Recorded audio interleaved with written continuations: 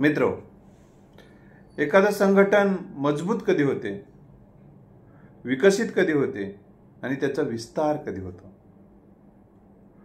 या अनुषंगाने आज आपण बघणार आहोत. हा व्हिडिओ कोणासाठी उपकारक आहे? ज्यांना संघटन करायचं आहे, माणसं टिकून ठेवायची आहेत,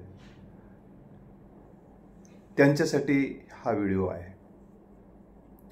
जेव्हा संघटन जर मजबूत करायचं असेल, संघटन जर विकसित करायचं असेल, संघटनाचा विस्तार करायचा असेल, तर त्यामध्ये जी माणसं तुम्ही घेणार आहात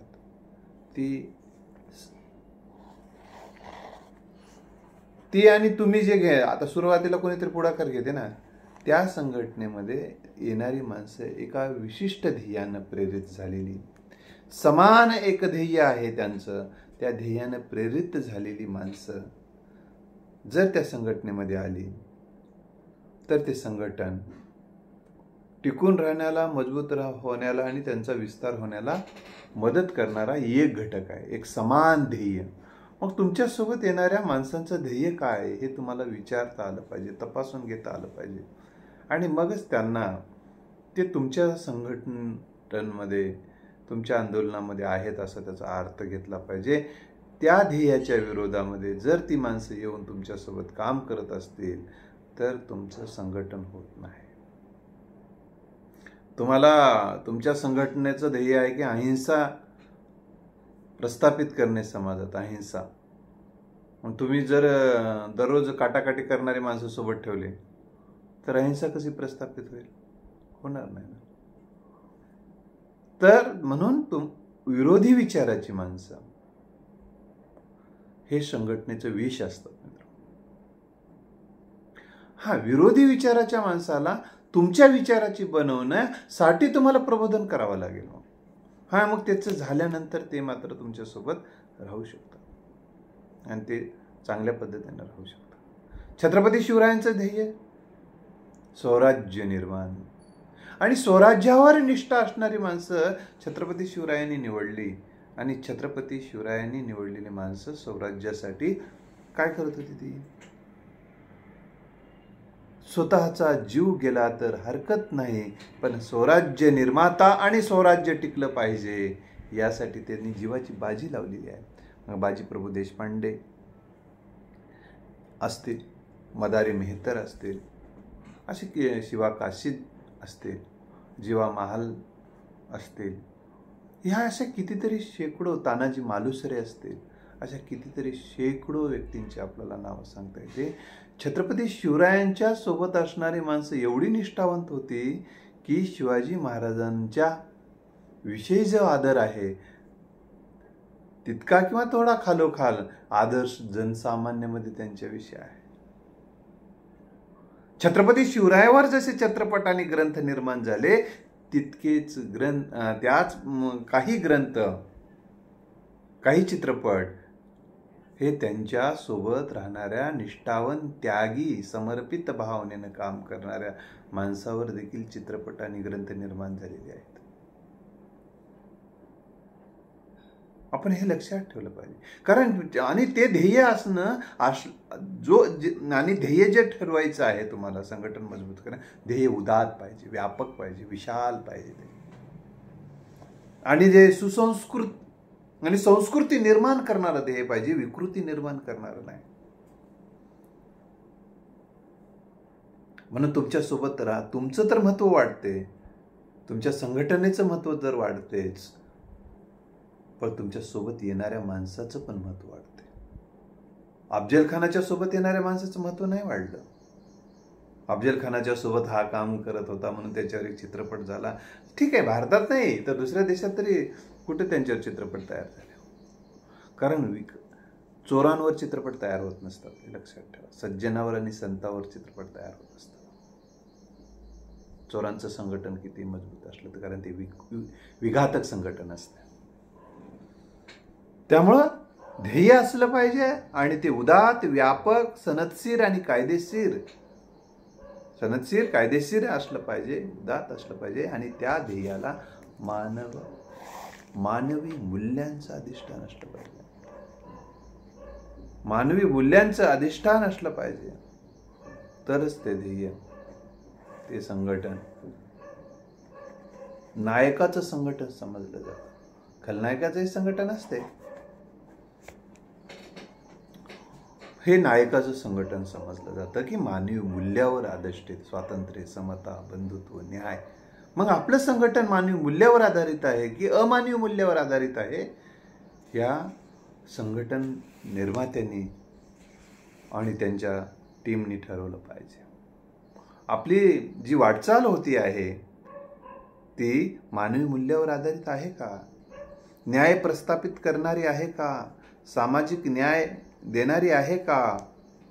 समाजामध्ये सामाजिक एकोपा असणारी आहे, टिकवणारी आहे का?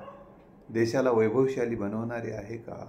असे प्रश्न आपण विचारून आणि त्या प्रश्नाची उत्तरं देत देत वाटचाल केलं आणि आपल्याकडे उत्तर देणारी प्रक्रिया निर्माण करता आली पाहिजे. एखादं संघटन आपण उभं करतोय तर संघटन उभं करताना केवळ प्रश्न विचारणारे संघटन फार दिवस टिकत नाही मित्र, तर उत्तर निर्माण करणारं संघटन टिकत असते, सेवा करणारं संघटन टिकत असते. म्हणून उत्तर देणारी प्रक्रिया आणि पद्धती, आपल्याकडे उत्तर देणारी सिस्टीम आपल्याला निर्माण करायची आहे. या दिशेनं सामाजिक प्रश्नांची उकल आपण कशी करणार आहोत, सामाजिक प्रश्नांची उत्तर आपल्याकडे काय आहेत, ही उत्तर देणारी व्यवस्था ज्या संघटनेकडे असते ते संघटन व्यापक स्वरूपात विस्तारित होत असते. कारण लोक प्रश्नानं परेशान असतात आणि त्यांना प्रश्न आपले सुटतील या संघटनेच्या माध्यमातून तुमच्या आश्रयाला येतात. पाण्याकडे जसे तहानलेली माणसं येतात ना, तशी प्रश्नानं व्यथित झालेली माणसं मग तुमच्याकडे येतात. मग त्यांच्यावर संस्कार करून, त्यांना सहकार्य करून तुम्हाला त्यांना सोबत घेण्याची मनोवृत्ती असली, व्यापक वृत्तीनं त्यांना, बघा तुम्हाला मंदिर बांधायचं आहे, ठीक आहे, तुमच्याकडे दगड, मंदिर बांधायचे, मंदिरासाठीचा आवश्यक असणारा दगड पाहिजे तुम्हाला, तर त्या दगडावर तुम्हाला संस्कार करून तुम्हाला आवश्यक असणारा दगड तयार करून घ्यावा लागतो, त्यासाठी शिल्पकारांच्या माध्यमातून, कारागिराच्या माध्यमातून. तसं तुमच्याकडे येणारी जी माणसं असतील, जसंच्या तसा कच्चा माल येतो तुमच्याकडं, तो कच्चा माल आलेला आहे, तो पक्का माल समजता कामा नये. त्यांच्यावर तुम्ही जी विचारधारा आहे त्या विचारधारेचे संस्कार करूनच आत घ्यावं लागेल तुम्हाला. आणि विचारधारा हेच तुमचे निकष असले पाहिजे. जात हा निकष जर तुमचा असेल तर तो जातीचं संघटन होऊ शकते. जात हा निकष असेल, जातीचं संघटन होते.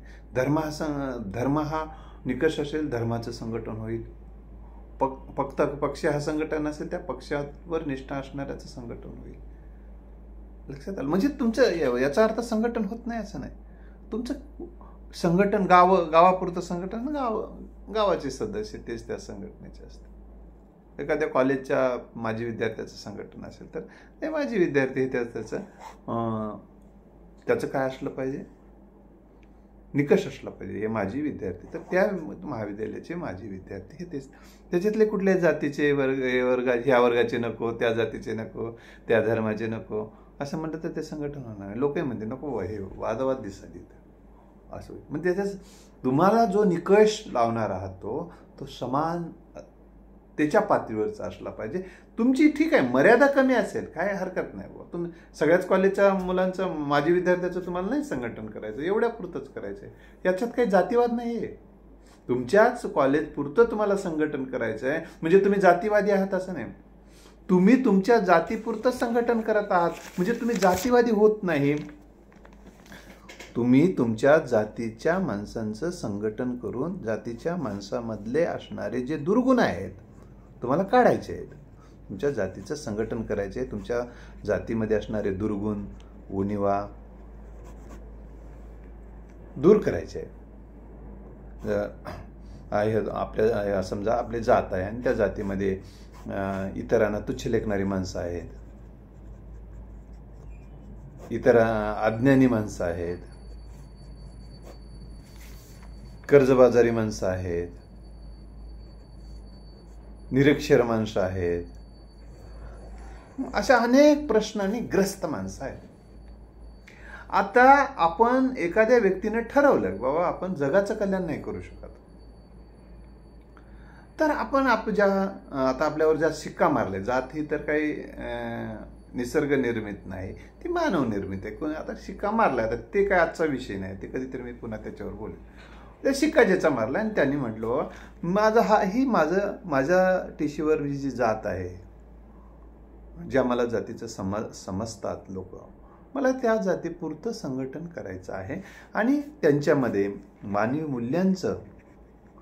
मूल्यांची रुजवणूक करायची आहे, त्यांच्यामध्ये ज्ञानाची निर्मिती करायची. त्यासाठी मग आमच्या शिक्षण संस्था, प्रशिक्षण संस्था निर्माण करायच्या आहेत, वसतिगृह तयार करायची आहेत,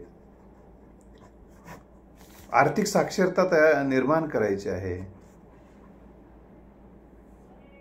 शिक्षण आणि प्रशिक्षण घेण्यासाठी लागणारे जे काही सोयी सवलती असतात त्यासाठी त्या मिळवून देण्यासाठी मला प्रयत्न करायचा आहे. समाजामध्ये जे दानशूर आहेत त्यांच्याकडनं देणगी घेऊन या ज्या गोरगरीब जे समाजातले लेकरं आहेत त्यांना मदत करायचं आहे,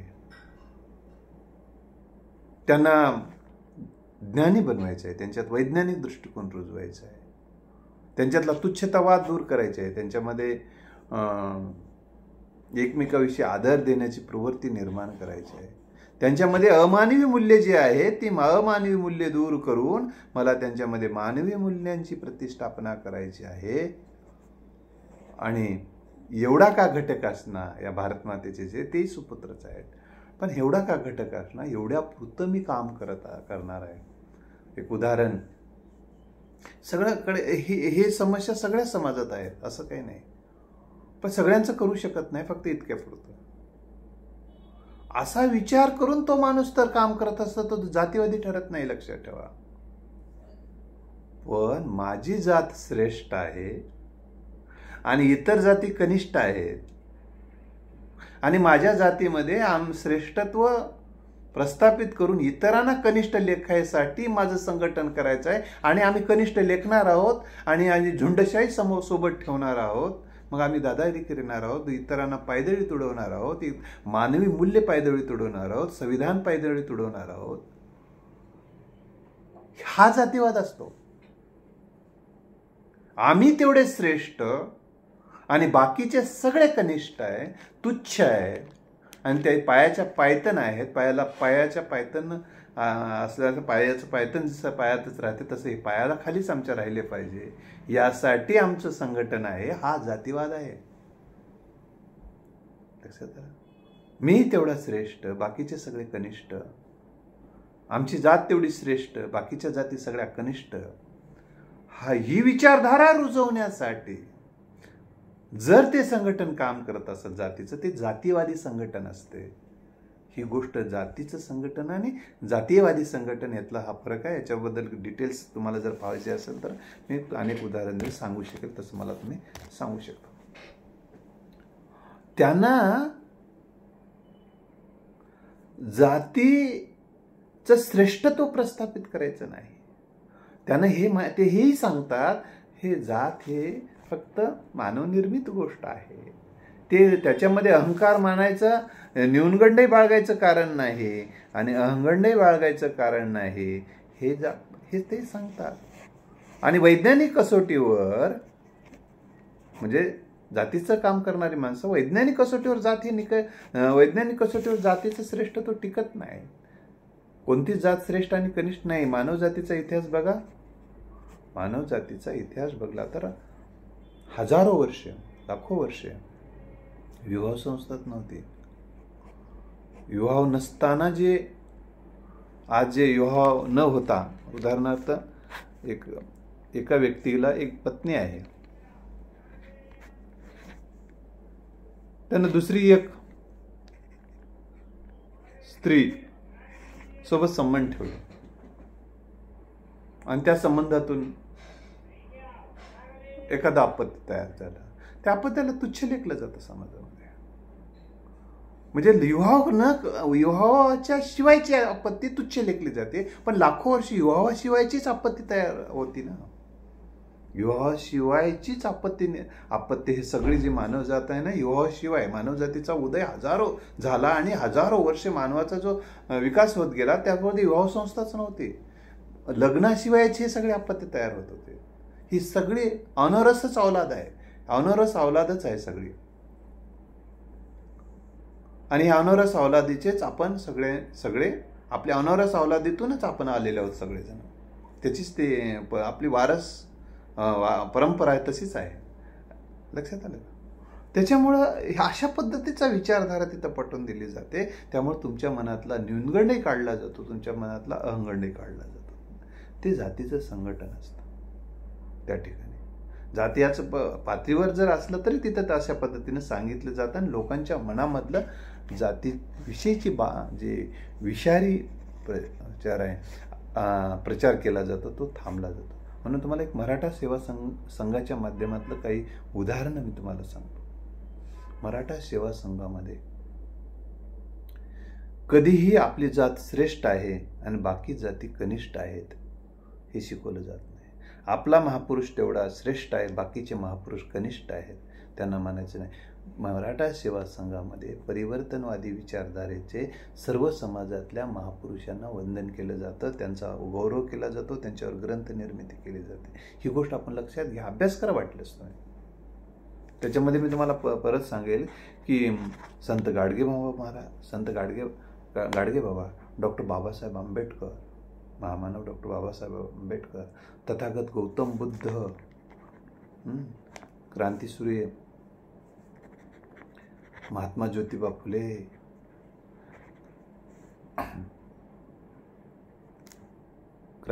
क्रांतीज्योती सावित्रीबाई फुले,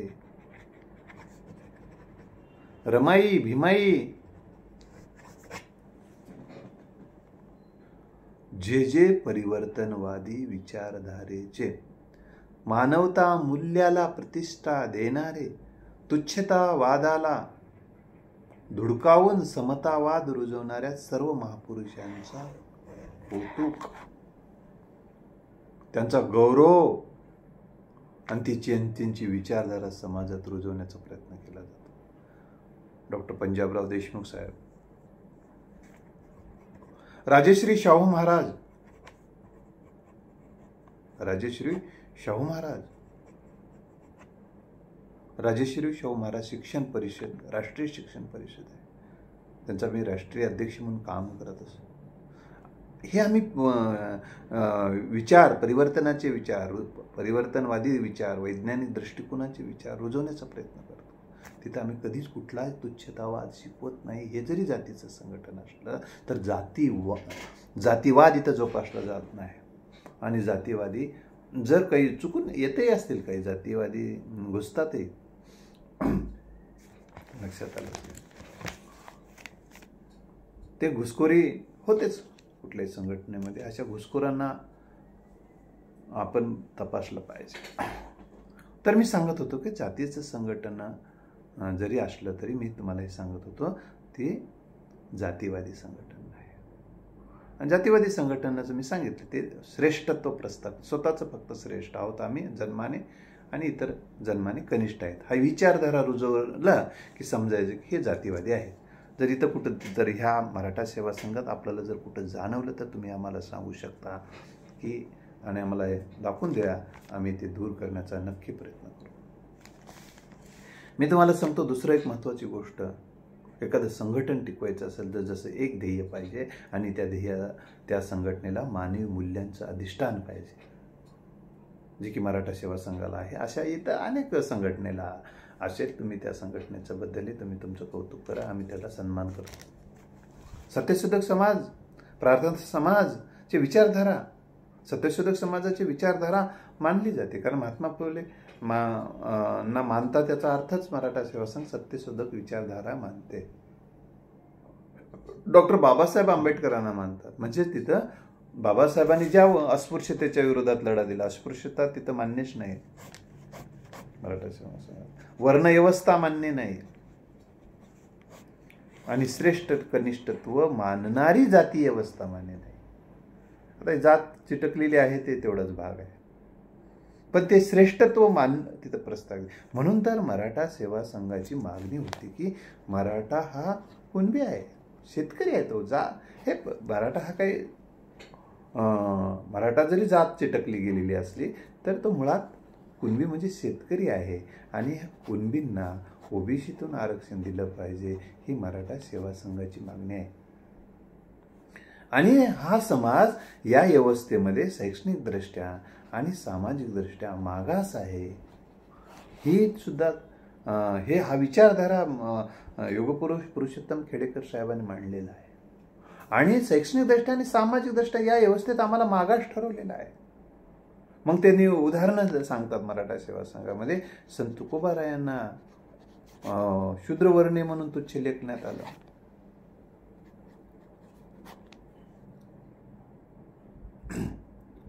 आपल्या सगळ्यांचं दैवत छत्रपती शिवाजी महाराजांना शूद्र म्हणून तुच्छ लेखण्यात आलं. राज्याभिषेकाला विरोध केला. संत तुकोबाचे अभंग इंद्रायणीत बुडून टाकण्यात आले आणि त्यांची प्रबोधन प्रक्रिया खंडित करण्याचा प्रयत्न झाला. राजश्री शाहू महाराजांना शूद्रवर्णीय ठरून त्यांना वेदाचे मंत्र न म्हणता पुराणाचे मंत्र म्हणले जाईल असं सांगण्यात आलं. ते शूद्रवर्णीय आहेत असं सांगण्यात आलं. असे कित्येक उदाहरणं देऊन सांगितलं. मराठा सेवा संघ हे पटवून देते की बाबा आम्ही सामाजिक दृष्ट्या इत्यादी व्यवस्थेमध्ये आम्ही सामाजिक दृष्ट्या आम्हाला मागास ठरवलेला आहे. आम्हाला ह्या व्यवस्थेमध्ये आम्हाला तुच्छ मानलेलं आहे. म्हणून हा हिंदू धर्मातली जी वर्णव्यवस्था आहे, जाती व्यवस्था आहे, ही मराठा सेवा संघ त्याला त्यागते. त्यामुळे शिवधर्म, हिंदू धर्म आम्ही मानत नाही, शिवधर्म मानतो. ही विचारधारा या मराठा सेवा संघातून मांडली जाते. जिथं स्त्रियांना तुच्छता नाही शिवधर्मामध्ये आणि सगळे समान आहेत, वैज्ञानिक दृष्टिकोन मानणारा आहे, मानवी मूल्य मानणारा तो शिवधर्म आहे. त्या शिवधर्माकडे आता मराठा सेवा संघाची वाटचाल सुरू झालेली आहे. त्यामुळे हिंदू धर्मातले सगळे दोष हे मराठा सेवा संघानं नाकारलेले आहेत. ही गोष्ट आपण लक्षात ठेवली पाहिजे. म्हणून तुम्हाला मी हे उदाहरण एवढ्यासाठी दिलं की कोणी जणाला असं वाटू शकते की हे जातीचं संघटन आहे ना, मग जातीवादी आहेत. जातीचं संघटन जातीवादी नाही. ती गोष्ट आपण वारंवार तुम्ही समजून घ्या. जात कोणतं ते त्या जातीचं संघटन, आमची जात तेवढी श्रेष्ठ आणि बाकीच्या सगळ्या कनिष्ठ तुच्छ, ते जातीवादी आहेत. ही गोष्ट मी तुम्हाला परत सांगितलेली. आता राहिला म्हणून समता, हे संघटन टिकवायचं असेल ना, समता हे तत्व जे व्यापक स्वरूपामध्ये जर तुमचं मानवी मूल्यावर अधिष्ठित असणारं समता आणि ह्या समता आणि आपण एक आहोत सर्वजण, हा विचार, यावर असणारी निष्ठा आणि त्या निष्ठा आपली जी निष्ठा आहे ती प्रत्यक्षात उतरवण्यासाठी त्याग हवा असतो. हा त्याग करणारी माणसं त्या संघटनेचा प्राण असतो. आणि अशाच त्यागी माणसांच्या बळावर हे संघटन पुढे जात असते.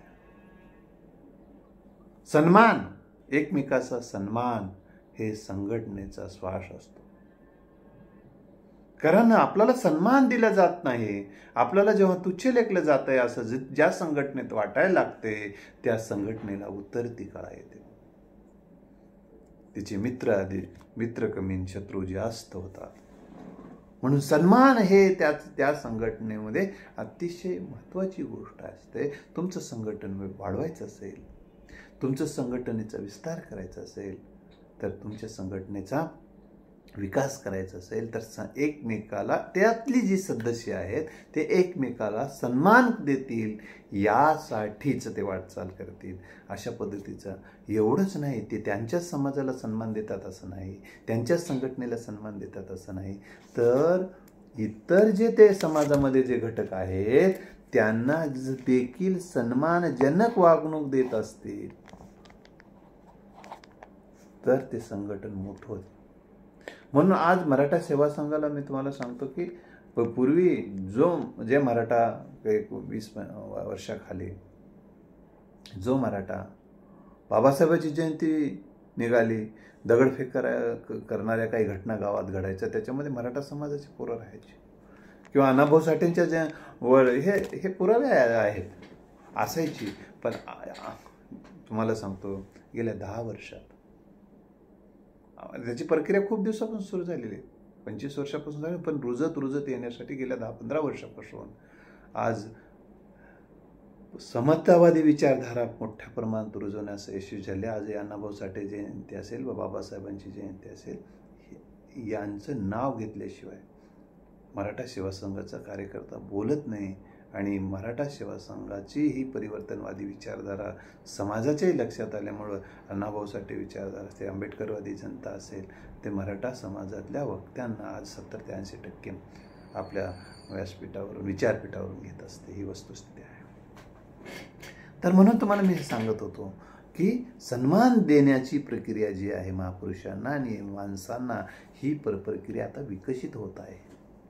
काही गावावरून ओढ टाकणारे कधी कुठल्याही एखाद्या वर्ष असू शकतात, ते काही त्या विचारधारेच नाहीत. एखादा मराठा समाजातला माणूस आपल्या समाजातल्या एखाद्याला तुच्छ लेखत असेल किंवा इतरांना तुच्छ लेखत असेल, तर हा मराठा सेवा संघाच्या विचारधारेमध्ये तो वाढला नाही, रुजला नाही.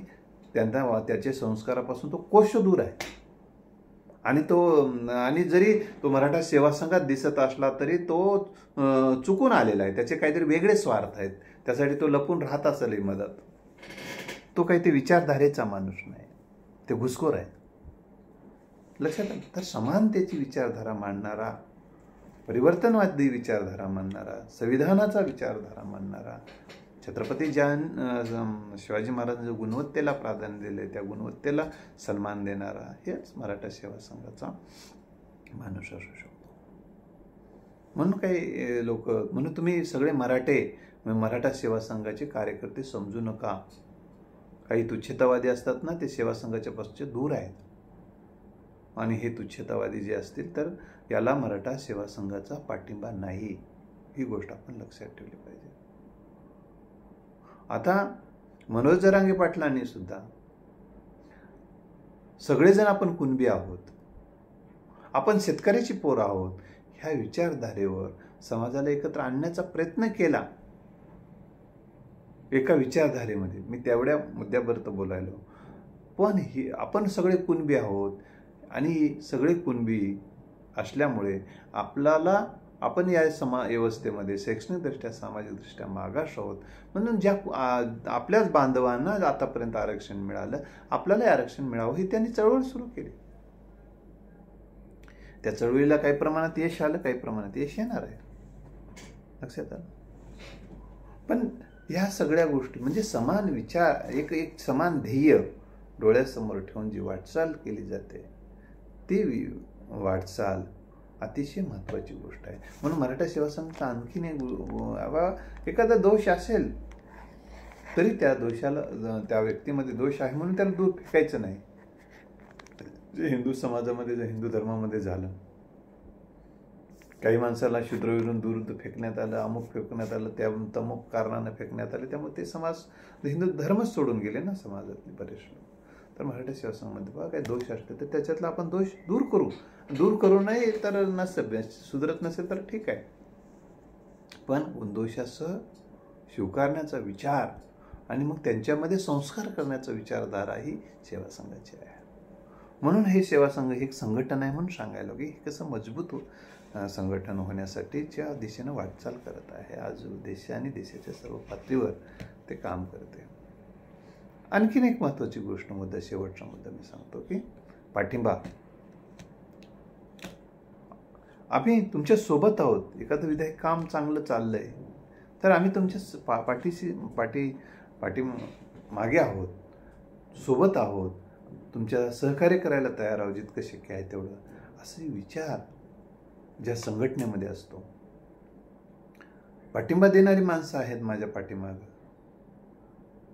एखादा विचार मांडल्याबरोबर त्या विचाराला पाठबळ देणारी माणसं आहेत. एखादा निर्णय घेतल्यानंतर विधायक त्याला पाठिंबा देणारी आणि सहकार्य करणारी माणसं आहेत. ही भावना सदस्यामध्ये जेव्हा तयार होते त्या संघटनेच्या, तर त्या संघटनेमध्ये आपण एकटे आहोत, एकटे पडलेले आहोत असं तिथं कधीच वाटू दिलं जात नाही. तिथं असं कधीच वाटू दिलं जात नाही. हे त्यांचं एक महत्त्वाचं वैशिष्ट्य असते. म्हणून पाठिंबा देणं एकमेकाला अतिशय गरजेची गोष्ट आहे. तर मित्र, संघटन मजबूत करायचं असेल तर एकमेकाला, चांगल्या विचाराला, चांगल्या कृतीला पाठिंबा देत आहोत की नाही आपण. उक्तीच्या पातळीवर तरी पाठिंबा, शुभेच्छा देणे, अभिनंदन करणे, छान काम करता म्हणणे, किंवा काही सूचना असेल तर योग्य सूचना त्यांना 4 माणसातच नाही पण त्यांना पर्सनली पाठवणे, चांगल्या गुणाचं जाहीर कौतुक करणे, हे एक पाठिंबाच देणं आहे. तर असा पाठिंबा ज्या संघटनेमध्ये, एकाच संघटनेचं मी बोलत नाही आहोत, कुठल्याही संघटनेबद्दल आहे, तर ते एकमेकाला पाठिंबा देणे. पण विघातक गोष्टीला पाठिंबा देऊ नका, तुम्हाला विनाश करावा लागेल, विनाश होईल तुमचा. नाहीतर रोजच तुरुंगात राहावं लागेल. तर विघातक पाठिंबा, संविधान पायामुळे तुडवणारं जर एखादं गोष्ट कोणी करत असेल समाजातलं, त्याला पाठिंबा देता कामा नये, उलट त्याला त्या गोष्टीपासून परावर्त करणं हे आपलं त्या संघटन मजबूत करण्याचं काम आहे. म्हणून ते एक आपलं संघटन हे इतरांना सगळ्याला सन्मान देणारं, सेवा करणारं, सहकार्य करणारं आणि मानवी मूल्य मानणारं आहे म्हटल्यानंतर त्या समाजसुद्धा तुम्हाला वंदन करत असतं. तर मित्र, आपण विषमतावादी गोष्टीचा त्याग करून समतावादी विचारधारेचं रुजवणूक करण्यासाठीचं संघटन हेच खऱ्या अर्थानं या मानवजातीसाठी उपकार काय. तर या दिशेनं आपण प्रयत्न करूया. आणि आपलं तुम्ही कोणी संघटनेमध्ये काम करा, पण त्या काम करणाऱ्या संघटनेचा ध्येय मानव हित आणि सर्व माणसं एक आहेत ही भावना घेऊन आपल्याला काम करायचं आहे. धन्यवाद.